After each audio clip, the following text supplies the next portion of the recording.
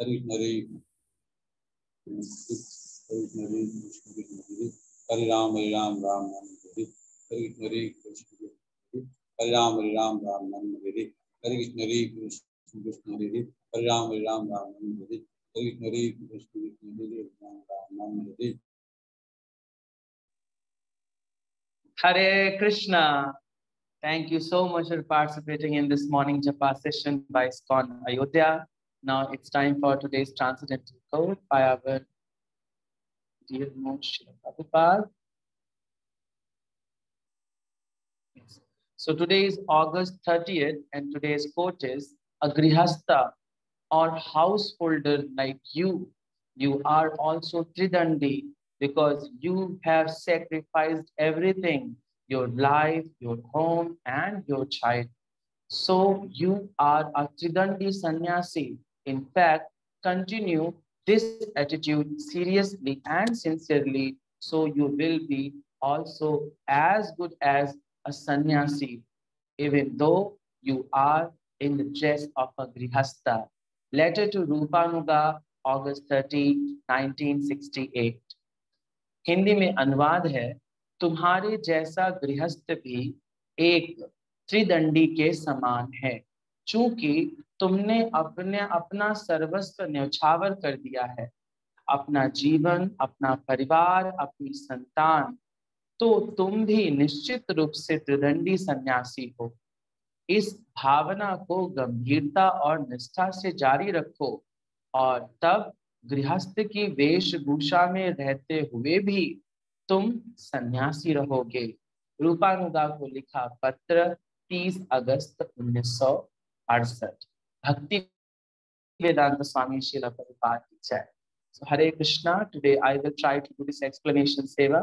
For this, आपका आशीर्वाद चाहिए. Please bless me. वांछा कल्पतरुभ्यश्च कृपा सिंधुभ्येव च पतितानां पावनेभ्यो वैष्णवेभ्यो नमो नमः।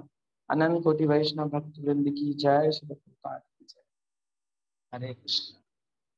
श्रील प्रभुपाद ये पत्र अपने प्रारंभिक समय के शिष्य रूपानुगा दास को लिख रहे हैं।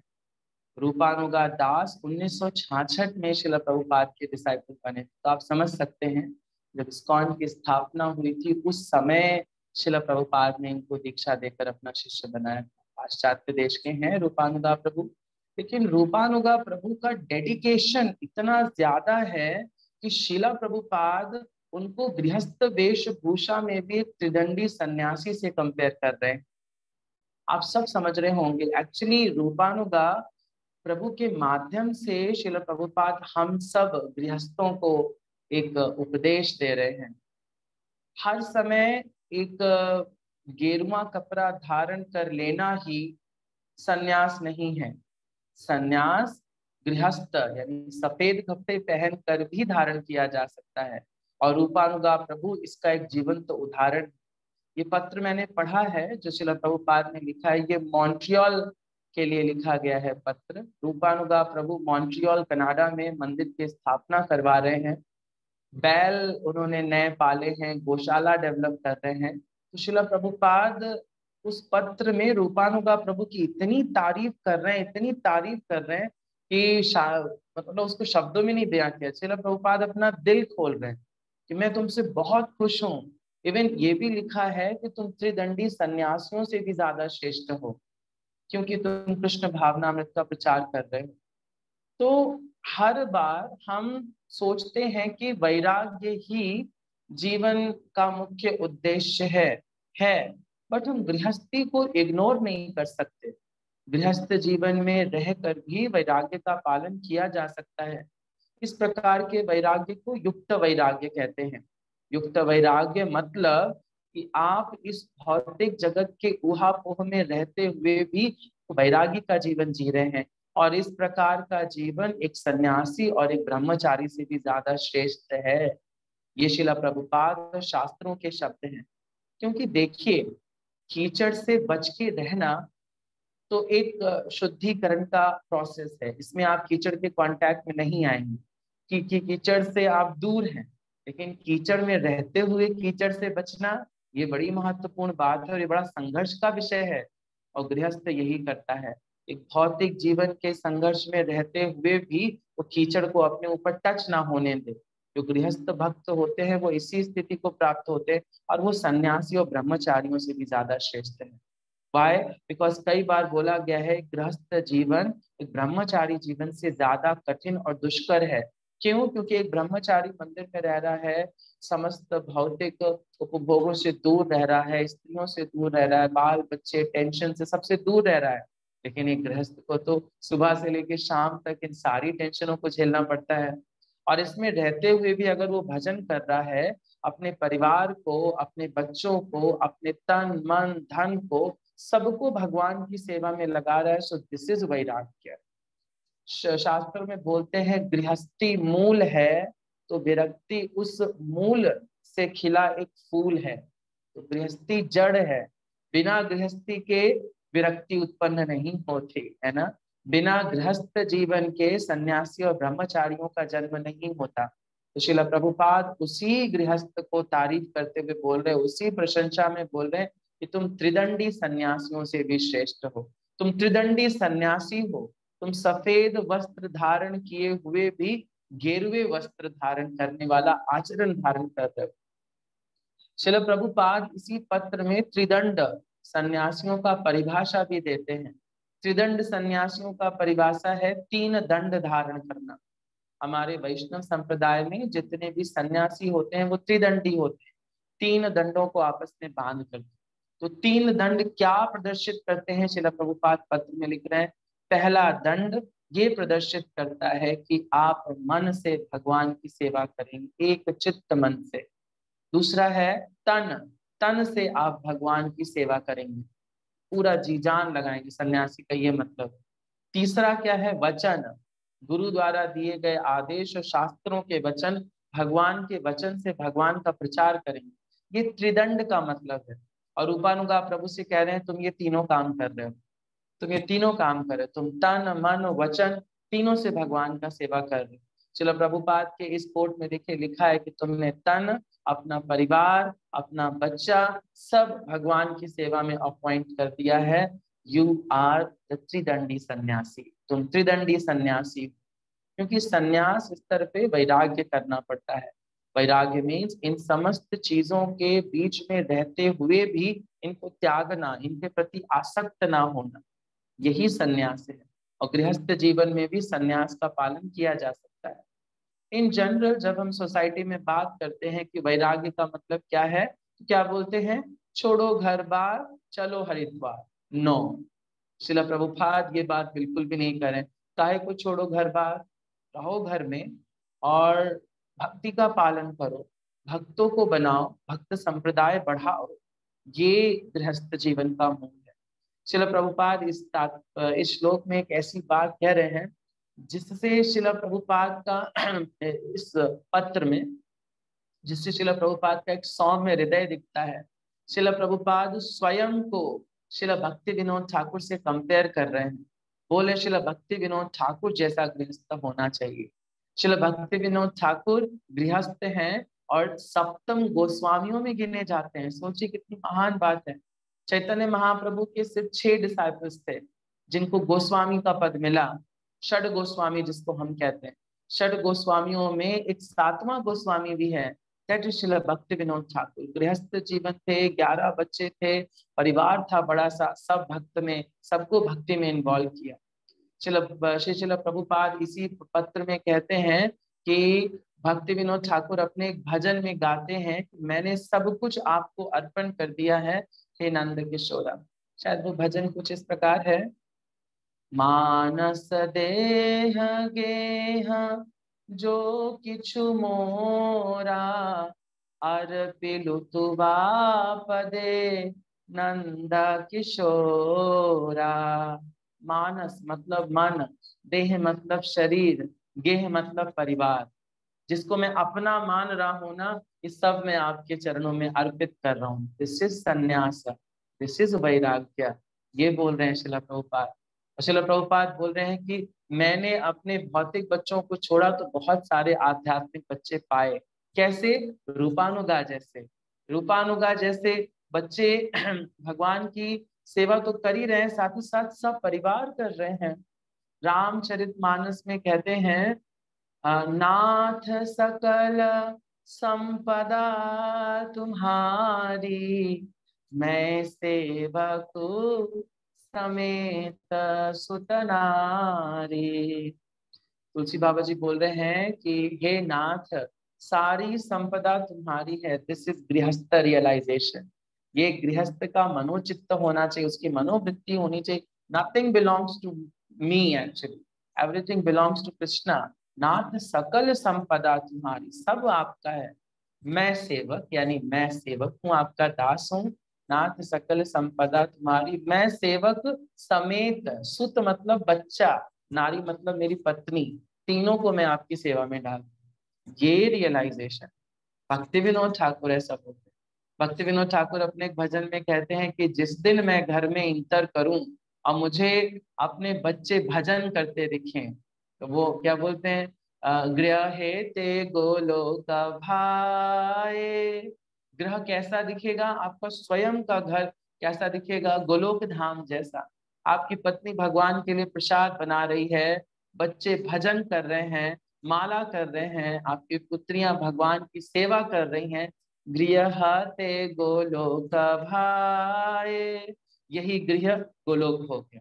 गोलोक धाम जाने की जरूरत तो है ही है, बट आप इस धराधाम पर भी गोलोक का एक्सपीरियंस कर सकते हैं। तो आज के कोट में श्रील प्रभुपाद ये बता रहे हैं कि त्रिदंडी सन्यासी से भी श्रेष्ठ हो सकता है एक गृहस्थ, अगर वो इसी प्रकार के नियमों को पालन करता है और अपने मन तन धन स्त्री नारी सुत सबको भगवान की सेवा में लगा दे।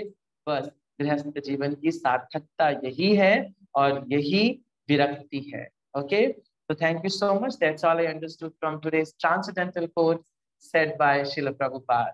Now it's time for the today's shloka. So we are reading from Srimad Bhagavad Gita as it is, chapter 13. Last shloka है आज इस अध्याय का, और लास्ट श्लोका पढ़ने के लिए हमारे साथ है डॉक्टर अमिता गर्ग माता जी। हरे कृष्णा माता जी, प्लीज अनम्यूट। जी प्रभु जी। माता जी मैं स्क्रीन शेयर कर रहा हूँ।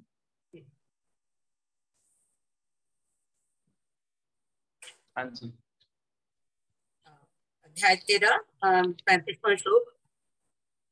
क्षेत्र क्षेत्रज्ञयोरेवम् अंतरं ज्ञान चक्षुषा भूत प्रकृति मोक्षं च ये विदुर्यान्ति ते परम्। क्षेत्र क्षेत्रज्ञयोरेवम् अंतरं ज्ञान चक्षुषा भूत प्रकृति मोक्षं च ये विदुर्यान्ति ते परम्।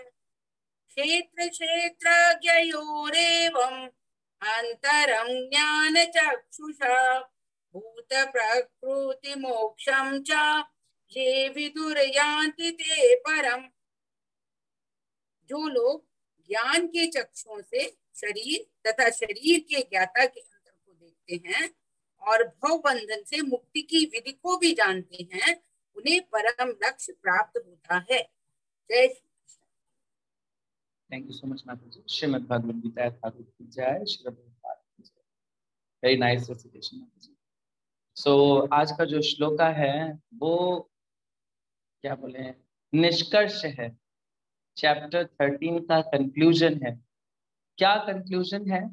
सबसे पहली लास्ट टाइम क्या लिखी है, विदुर्यन्ति ते परम, यानी वो परम धाम को प्राप्त होता है। कौन? विद्वान। क्या जानना है वो बता रहे हैं भगवान।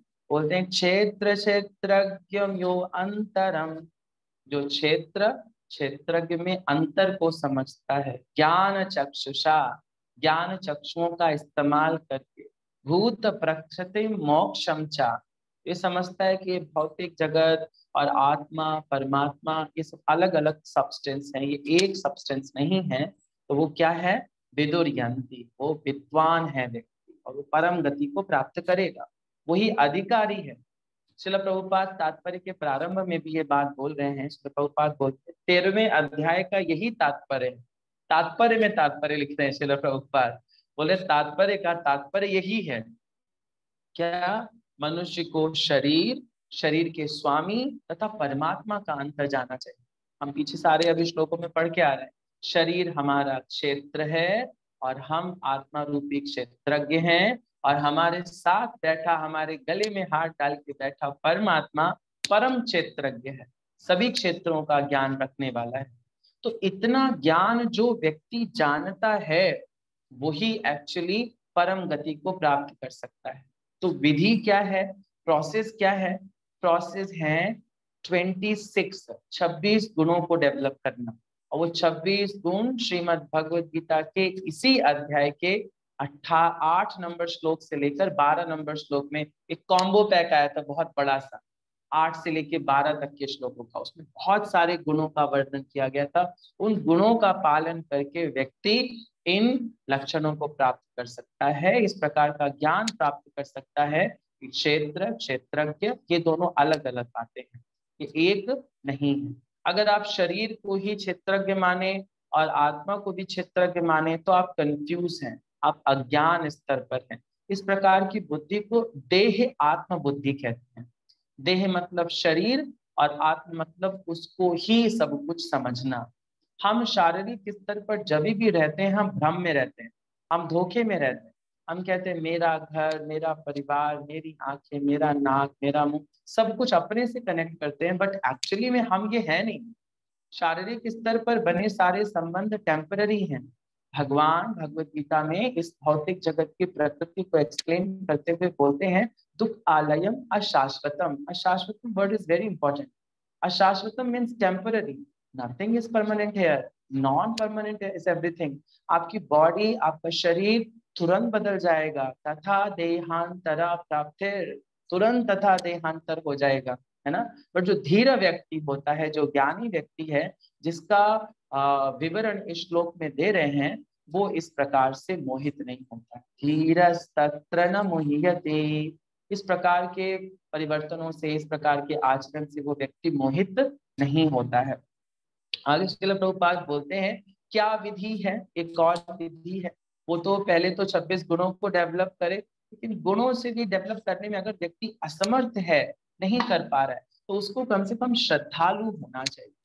श्रद्धालु, जैसे भक्ति के प्रारंभ में सबसे इंपॉर्टेंट जो कंटेंट है ना, वो श्रद्धा है। आदौ श्रद्धा, आदौ श्रद्धा का मतलब श्रद्धा को डेवलप करना।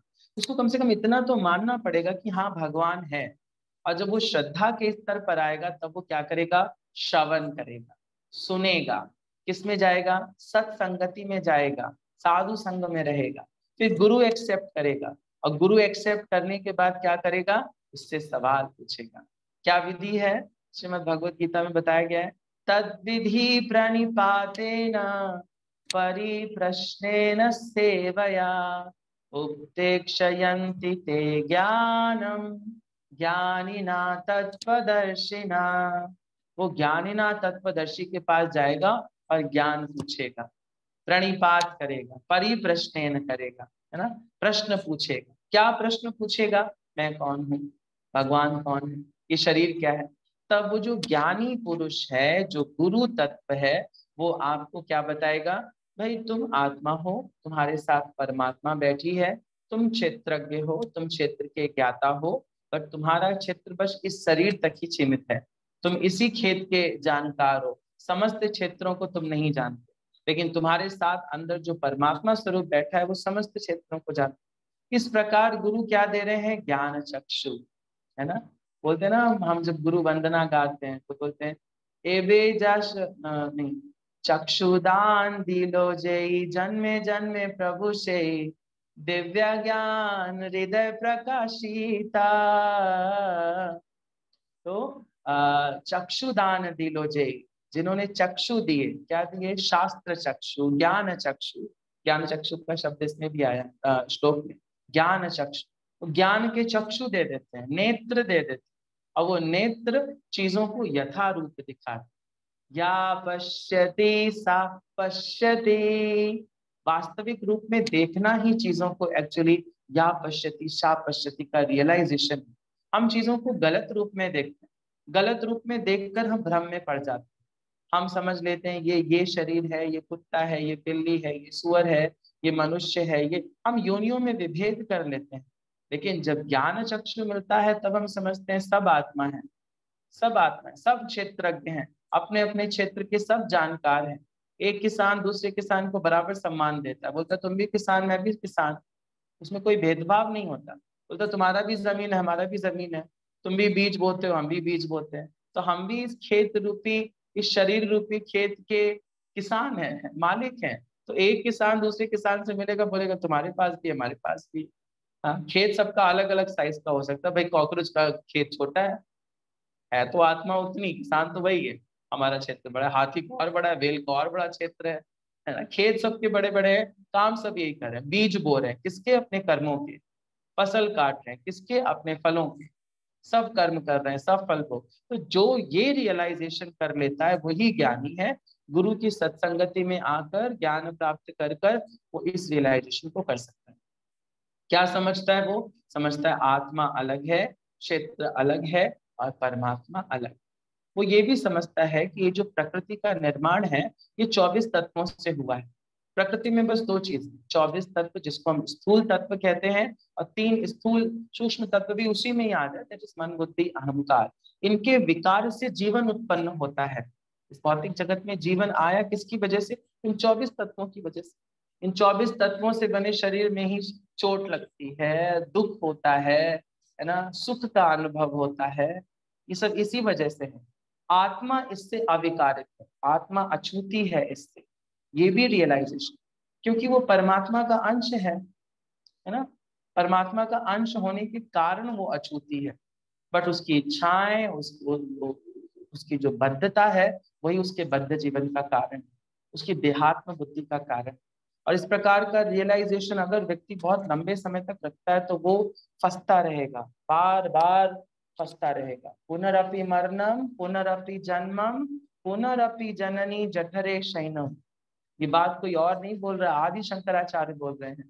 आदि शंकराचार्य के मुख से निकले ये शब्द हैं। पुनरपि मरणम, बार बार मरना पड़ेगा, पुनरपि जन्म, बार बार जन्म लेना, पुनरपि जननी जठरे शयनम, माँ के जठर में गर्भाशय में रहना पड़ेगा, उस छोटी जगह में मल मूत्र पीना पड़ेगा, उसी गंदी जगह पे रहना पड़ेगा। जन्म कोई बहुत सुखकारी नहीं है, जन्म बहुत दुखकारी है। जैसे हम समझते हैं ना, इस भौतिक जगत में 4 बड़े प्राथमिक दुख के कारण हैं, समस्याएं हैं। वो है क्या, जन्म मृत्यु जरा व्याधि। जन्म मृत्यु जरा व्याधि, इसमें मृत्यु जरा व्याधि तो समझ में आता है, जन्म नहीं समझ में आता। बोलते जन्म होना तो अच्छा है, जन्म से जैसे ही आप माँ के गर्भ में जाते हैं दुख स्टार्ट हो जाता है। बच्चा माँ के गर्भ से निकलते खुश नहीं होता, बोलता this is so happy place, I am so happy, रोता है। आप हंस रहे होते हैं, बच्चा रो रहा होता है, क्यों, क्योंकि बेचारा फंस गया है। अब फंस गया इस भौतिक जगत में, एक नया शरीर मिल गया, एक नया क्षेत्र मिल गया उसको। तो इस प्रकार का रियलाइजेशन साधु व्यक्ति करता है कि ये डिफरेंट चीज है, यहाँ पर फंसना अच्छा नहीं है। और श्रील प्रभुपाद तात्पर्य में लिख रहे हैं, जो ये बात समझता है, यहाँ पे आप अंडरलाइन कर सकते हैं, this is extract of this chapter, लिखा है, जो संपूर्ण भौतिक जगत की इस रचना को आत्मा तथा तत्वों के संयोग से हुई मानता है और परमात्मा की स्थिति को भी देखता है, ये वही वैकुंठ जाने का अधिकारी बन पाता है। वैकुंठ वही जाएगा जो ये समझ रहा है। हम यहाँ फंसे फंसे अंत काल में भगवान का स्मरण ना करते हुए इधर उधर का स्मरण करेंगे, शरीर से फंसे हैं, आत्मा से फंसे, मन बुद्धि अहंकार के भोग में फंसे हुए हैं, तो ऑब्वियसली अंत काल भगवान का स्मरण तो नहीं आएगा, तो आप वैकुंठ जाने के अधिकारी नहीं है। वैकुंठ तो वही जानते हैं जो अंत काल में भगवान का स्मरण करते हैं, है ना। भगवान भगवद गीता के 8वें अध्याय के 16वें श्लोक में बड़ी इंपॉर्टेंट लाइन बोलते, माम उपेत्य तु कौन्तेय पुनर्जन्म न विद्यते। पुनर्जन्म नहीं होगा आपका। माम उपेत्य तु कौन्तेय, just surrender on to me. And how to surrender, always listening about Krishna, always श्रवणम कीर्तनम विष्णु स्मरणम। हमेशा भगवान का स्मरण आप तभी कर पाएंगे जिसके बारे में आप ज्यादा से ज्यादा सुन रहे हैं, जिसके बारे में ज्यादा से ज्यादा आप बोल रहे हैं, है ना। पूरे दिन आप pizza pizza pizza pizza pizza नहीं बोल सकते, लेकिन हरे कृष्ण कृष्ण कृष्ण हरे हरे, हरे राम राम राम हरे हरे, ये जरूर बोल सकते हैं। ये संभव है। ये संभव इसलिए है क्योंकि ये भगवान का ट्रांसेंडेंटल वाइब्रेशन है। कौन आपको बताया? गुरु आपको बताया। क्या दिए? ज्ञान चक्षु। और इस ज्ञान चक्षु को प्राप्त करने के बाद आप भगवान का भजन कर सकते हैं। भजन करते करते मुख से अगर हरे भी निकल गया, जस्ट आप अधिकारी हैं वैकुंठ जाने। हरे मतलब श्रीमती राधा रानी, राधा रानी का नाम है, राधा अष्टमी आ रही है। अगर आपने मुख से राधा रानी का नाम ले लिया तो this is the top most devotee, है ना। राधा रानी को बोलते हैं मदन मोहन मोहिनी, मदन मोहन को मोहित कर देती है ये। तो इनका अगर नाम ले लिया, हरे भी अगर निकल गया, इट्स ओके। शिल प्रभुपाद का नाम भी निकल गया, इट्स ओके। जिसके बारे में ज्यादा श्रवण करेंगे अंत काल में वही स्मरण आएगा। भगवान बोलते हैं अंत काले च मामेव स्मरण मुक्त्वा कलेवरम। शरीर त्याग करते समय सिर्फ मेरा, माम एव, माम मतलब मेरा, एव का मतलब ओनली, सिर्फ मेरा और कोई नहीं। आप सोचिए कृष्णा के साथ अपने पोते को याद करें, कृष्णा के साथ अपने बेटे को याद करें, no, Krishna don't want this. Krishna is very क्या बोलते हैं, obsessed. He want only my shelter, don't another end. माम उपेत्या, only माम एवा। भगवान हर जगह अंडरलाइन कह रहे हैं, only me and me and me। जो ऐसे भाव को करता है उसी को मैं प्राप्त होता हूँ, हर किसी के लिए। Krishna is not so cheap who is accessible to everyone. Krishna is so he is available to everyone simultaneously. He has some likes and dislikes। और लाइक्स है क्या? आपको अनन्य भाव से भगवान को भजना पड़ेगा। आप साइड बाई और चीजें नहीं रख पाएंगे, तो आपको अनन्य भक्ति करनी पड़ेगी। आपको किसी और का साइड नहीं लेना। हम जब भी समस्या आती है तो हम किसके पास चले जाते हैं? हम इधर उधर भटक लेते हैं, भगवान का स्मरण नहीं करते। कभी हाथ उठा के बैठिए तो ठाकुर जी के सामने, ठाकुर जी से शेयर करिए। We should talk to deities, बात करने का एक प्रैक्टिस करनी चाहिए। ये प्रैक्टिस भले ही मैकेनिकल हो, यांत्रिक लगे, बट ये यांत्रिक प्रैक्टिस ही एक दिन हमें भाव स्तर पर ले आए। भगवान से हमें अपने प्रॉब्लम शेयर करने चाहिए। भगवान का फोटो है, विग्रह, उससे बोलना चाहिए Krishna I have this problem, how to solve this, please help me. Share करना चाहिए, क्योंकि वही एक ऐसे हैं जो हमारी प्रॉब्लम को सॉल्व कर सकते हैं। कृष्णा इस चीज को रिकग्नाइज करते हैं, देखो मेरा बच्चा मेरे पास आया, मेरे से पूछ रहा है, सो लेट मी हेल्प, मैं उसकी हेल्प करता हूँ। तो दिस इज, तो इस प्रकार का रियलाइजेशन जो व्यक्ति कर लेता है और गुरु की सहायता से समझता है, ज्ञान चक्षु प्राप्त करता है, और क्या हो जाता है? दिव्य ज्ञान हृदय प्रकाशिता। दिव्य ज्ञान हृदय में प्रकाशित हो जाता है कि हम क्षेत्रज्ञ हैं, शरीर क्षेत्र है, हम खेत पे काम कर रहे हैं तो खेत हम खुद नहीं हो गए, वो डिफरेंशिएट करता है। और एक हमारा मालिक भी है, कौन? परमात्मा। इस स्थिति को प्राप्त करके वो परम अधिकारी यानी भागवत धाम जाने का अधिकारी बन जाता है। Okay, so that is the ending of this chapter. इस प्रकार श्रीमद् भगवत गीता के 13वें अध्याय प्रकृति, पुरुष तथा चेतना का भक्ति वेदांत तात्पर्य पूर्ण हुआ। श्रीमद् भगवत गीता यथारूप की जय, शील प्रभुपाद की जय। वाई? बिकॉज उनके बिना हम ये सब नहीं समझ सकते, वही समझाते हैं।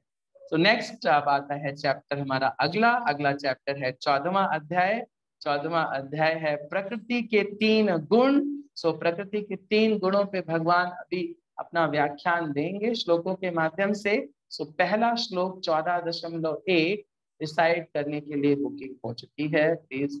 तो ये करेंगे रेसिटेशन ज्ञानेश्वरी माता जी। ओके माता जी, ठीक है। तो श्लोक का रेसिटेशन रहेगा ज्ञानेश्वरी माता जी का।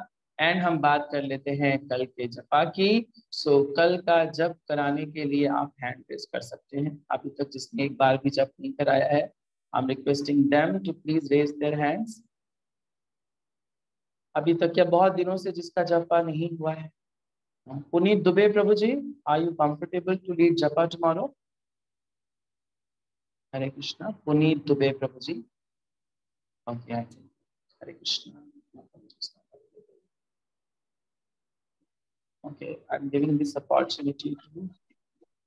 Yes, Puneet Dubey Prabhu ji, will you lead जपा? प्रभु जी एक्चुअली कल थोड़ा सा मैं लेट हूँ, मेरा थोड़ा टाइमिंग कनाडा का यहाँ पे डिफरेंट है ना, तो मैं थोड़ा ऑफिस से लेट, तो फिर इसलिए मैं थोड़ा आजकल पिक नहीं कर रहा, बिकॉज प्रोजेक्ट कोई नया आ रहा था, इसलिए मैंने खुद आपको बोला नहीं। तो कोई बात नहीं, मैं अपना नेक्स्ट जब भी आपकी होगी टर्न तो मैं फिर करता हूँ, मैं आपको बताऊंगा। Thank you Prabhu. Sorry, thank you प्रभु।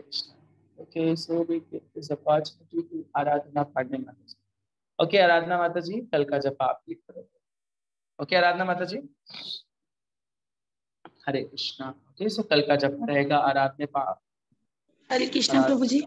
माता जी कल का जप लीड कर लोगे आप? प्रभु जी कर लेते, बट मेरे जरा गले में प्रॉब्लम है। इसको सेलेक्ट करें। कल का जपा करेंगे ईशा पांडे माता जी। ओके ईशा माता जी, कल का जपा आपका है। जी जी प्रभु जी। हरे कृष्णा। सो कल का जपा लीड करेंगे ईशा पांडे माता जी एंड श्लोक का रेसिटेशन करेंगे ज्ञानेश्वरी माता जी। Okay, so now it's time for the revision for the shloka of the week. So shloka of the week मैं आपके साथ स्क्रीन पे शेयर कर रहा हूँ, आप मेरे पीछे पीछे सकते हैं इसको। Yes. So भगवान की स्टेटमेंट है, we are reading from Srimad Bhagavad Gita as it is, chapter 9, text number 10. मयाध्यक्षेण प्रकृति सूयते सचराचरम् हेतुनानेन कौन्तेय जगद्वि परिवर्तते। मयाध्यक्षेण प्रकृति सूयते सचराचरम् हेतुनानेन कौन्तेय जगद्वि परिवर्तते। मयाध्यक्षेण प्रकृति सूयते सचराचरम् हेतुनानेन कौन्तेय जगद्वि परिवर्तते। श्रीमद् भगवद गीता यथारूप की जय, श्रील प्रभुपाद की जय। श्लोक के बारे में अगर हम थोड़ा सा समझें तो बोल रहे हैं भगवान माया अध्यक्षेण, माया मतलब मेरी, अध्यक्षता में प्रकृति सूयते सचराचरम, अचर और चर सब चल रहा है, मतलब मैं अध्यक्ष हूँ, मैं लीडर हूँ। इससे समझ जाना चाहिए भगवान is the supreme personality of God है। भगवान खुद डिक्लेयर करें मयाध्यक्षेण प्रकृति सूयते सचराचर। यह भौतिक प्रकृति मेरी शक्तियों में से एक है और मेरी अध्यक्षता में कार्य करती है, जिसमें सारे चर तथा अचर प्राणी उत्पन्न होते हैं। इनके शासन में, इसके शासन में यह जगत बारंबार सृजित तथा विनष्ट होता है। हेतुनानेन कौन्तेय जगत भी परिवर्तते, बार बार इसका सृजन होता है, बार बार इसका पतन होता है।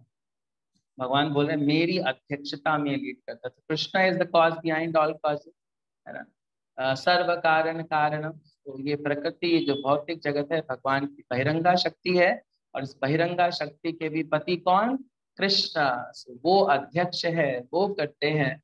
भौतिक जगत कैसे कार्य करता है? छाये वयस्य विभनानि बिभर्ति दुर्गा इच्छानुरूपमपि यस्य च चेष्टते सा। इच्छानुरूप, किसकी इच्छानुरूप? मयाध्यक्षेण, वो अध्यक्ष। कौन अध्यक्ष? भगवान। भगवान की अध्यक्षता की इच्छानुरूप ये प्रकृति चलती है, छाया के समान। छाये वयस्य विभनानि बिभर्ति दुर्गा, ये बहिरंगा शक्ति। ओके, सो यही बता रहा हूं आज के श्लोक आप।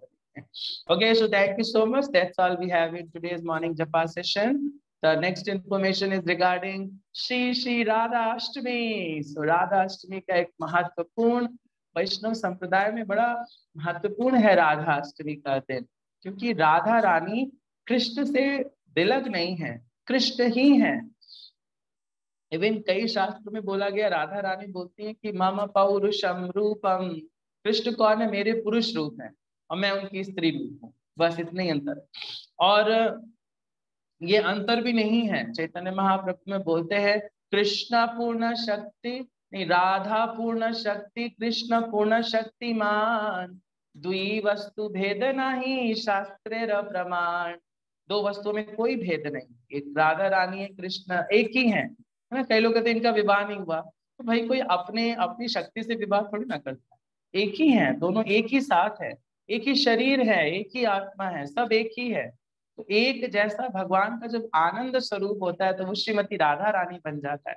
तो इन्हीं राधा रानी, इन्हीं वृषभानु सुते का आविर्भाव दिवस है। ब्रजनंदिनी इनको बोलते हैं, ब्रजेश्वरी बोलते हैं, ब्रज की रानी है ये। ब्रज में अगर आप इंटर करते हैं तो this is by the recommendation of Shrimati Radha Rani, and हम सब राधानुगा हैं। हम सब राधा रानी के फॉलोअर्स है, राधा रानी के थ्रू भगवान का वर्शिप करते हैं, बिकॉज जितने भी आचार्य हैं सब मंजरीज है, सब राधा रानी के सेवक हैं। चैतन्य महाप्रभु बोलते हैं गोपी पद दास दास दास दास दासानुदास, अपनी स्थिति बताते हैं, मैं उन गोपियों की जो राधा रानी के चरणों की सेवा कर रही हैं, उनके दास के दास का दास का दास का दास का अनुदास में। तो ये स्थिति है, तो हम उसी परंपरा को बिलोंग कर रहे हैं। तो बड़ा महत्वपूर्ण दिवस है। आप सभी से निवेदन है कि इस उत्सव में पार्टिसिपेट करें। आप मंदिर जाएं, आसपास के मंदिरों में राधाष्टमी का उत्सव होगा। आप इस्कॉन अयोध्या भी आ सकते हैं, हमारे अयोध्या सेंटर पर भी राधाष्टमी का हर्षोल्लास से हम इसका आयोजन करेंगे। और आप जानकीपुरम सेंटर भी आ सकते हैं, इस्कॉन अयोध्या का जानकीपुरम में सेंटर है लखनऊ में, तो वहां भी आ सकते हैं। और आप तन मन धन से कैसे भी हमें सपोर्ट भी कर सकते हैं इस फेस्टिवल को सफल बनाने के लिए। Okay, so thank you so much. That's all we have in today's morning Japa session. This is Vaibhav Chaitanya Das thanking you all from ISKCON Ayodhya. Hare Krishna.